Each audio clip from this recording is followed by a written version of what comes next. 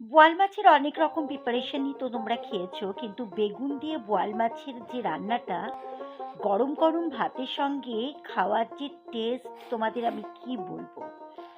বাড়িতে তো অবশ্যই বেগুন থাকে শীতকালে, আর বোয়াল মাছ তো পাওয়াই যায়। চলো তাহলে দেখে নিই বেগুন দিয়ে বোয়াল মাছ।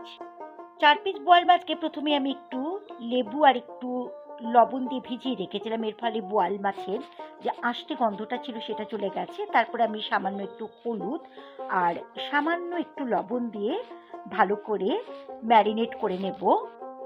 দেখো, খুব ভালো করে হাত দিয়ে ডলে ডলে আমি ম্যারিনেট করে নিচ্ছি লবণ আর হলুদ দিয়ে। আর এই লেবুর রস দিয়ে ভিজিয়ে রাখা যে কোনো আষ্টে মাছের ক্ষেত্রে কিন্তু ভীষণ একটা ভালো টোটকা। যে কোনো বেশি আষ্টে গন্ধযুক্ত মাছকে যদি ৮ ঘন্টা মতো লেবুর রসে সামান্য একটু লবণ দিয়ে ভিজিয়ে রাখা যায়, তাহলে কিন্তু আষ্টে গন্ধটা চলে যায়। এবার আমি কিছুটা পরিমাণ কাঁচা সর্ষের তেল দিয়ে দিলাম। কাঁচা সর্ষের তেলটাকে মাছগুলোর সঙ্গে ভালো করে আমি মাখিয়ে নিচ্ছি, কারণ মাছগুলো ভাজার সময় কিন্তু কাঁচা সর্ষের তেল দিয়ে মাখিয়ে রাখার ফলে ফুটবে না। এই যে মোটা চামড়াযুক্ত মাছগুলো যখন আমরা ভাজি তখন কিন্তু ভীষণভাবে ফোটে, কাঁচা সর্ষের তেলের জন্যে সেরকম ফুটবে না। এবার আমি দুটো বেগুন নিয়ে নিয়েছি। এই বেগুনগুলোকে আমি টুকরো করে কেটে নেব। গ্যাসের ওভেনের মুখে কড়াই বসিয়ে আমি ৪ চামচ মতো সর্ষের তেল নিয়ে গরম করছি। এই রান্নাটা কিন্তু সর্ষের তেলেই ভালো লাগে।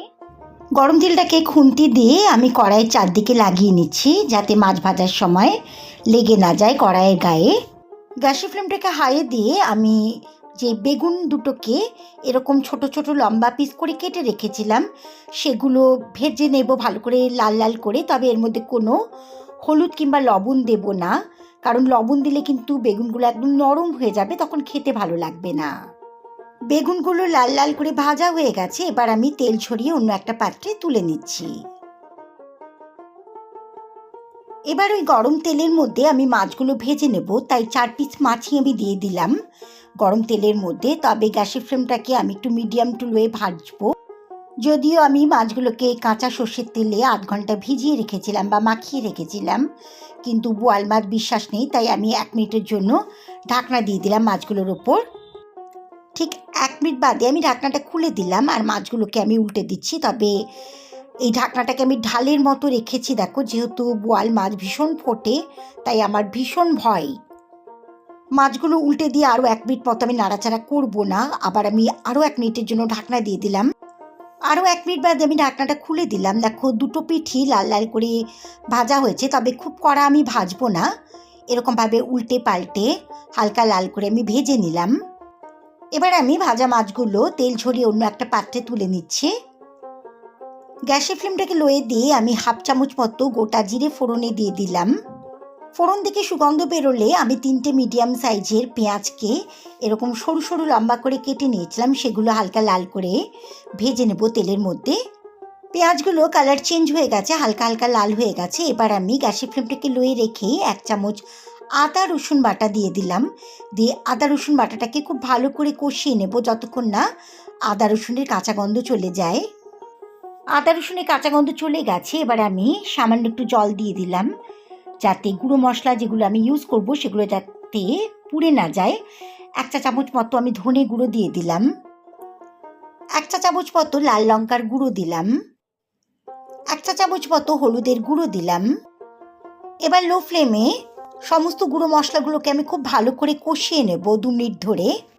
মশলাটা খুব ভালো করে কষানো হয়ে গেছে। এবার আমি একটা বড় সাইজের টমেটোর পেস্ট করে রেখেছিলাম মিক্সিং জারে, সেটা দিয়ে দিলাম। টমেটোটাকে খুব ভালো করে আমি কষিয়ে নেব যতক্ষণ না টমেটোর রসটা শুকিয়ে যায় আর সাইড থেকে তেল ছাড়তে শুরু করে।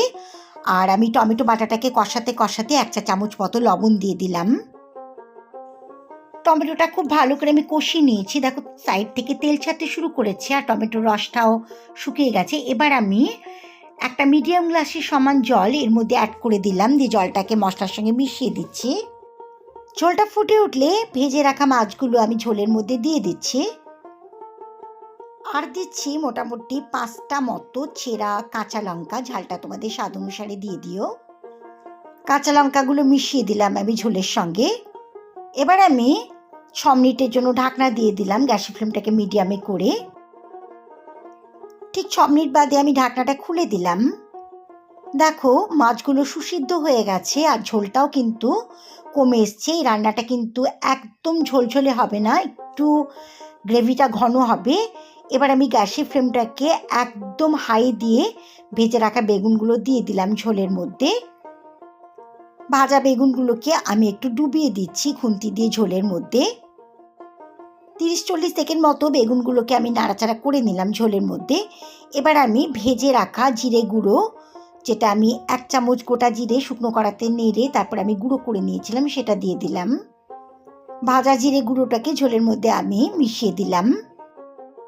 একদম তৈরি ভাজা বেগুন দিয়ে বোয়াল মাছ। সবার শেষে আমি ধনেপাতা কুচি দিয়ে দিচ্ছি এর মধ্যে, দিয়ে ধনেপাতা কুচিটাকে ভালো করে আমি মিশিয়ে দিচ্ছি ঝোলের মধ্যে। গরম ভাতের জন্য তৈরি বেগুন দিয়ে বোয়াল মাছ। গ্যাসের ফ্লেমটাকে অফ করে দিয়ে ঢাকা দিলাম, দিয়ে 5 মিনিট স্ট্যান্ডিং পজিশনে রেখে তারপর সার্ভ করব।